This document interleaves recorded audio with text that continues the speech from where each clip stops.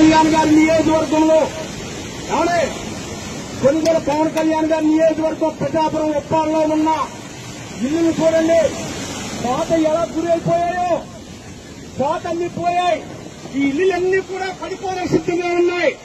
దాదాపుగా మీరు నెగ్గి ఇమ్మీడియట్ గా శాశ్వతంగా చేస్తా ఉన్నారు. ఇక్కడ అయ్యా పవన్ కళ్యాణ్ గారు చూడండి అయ్యా ఏ విధంగా ఉందో.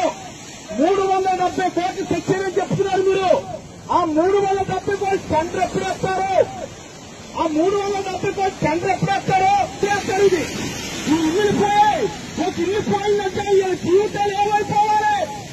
ఈ ఇల్లు పోతే వీళ్ళ జీవితంలో ఇల్లు కట్టుకోవాలంటే ఎంత అవుతుంది? ఇలా చూడండి, ఇది ఏమైనా ఇందులో ఉండాలి, ఏమైపోవాలి? సముద్ర సూర్యసర ఎలా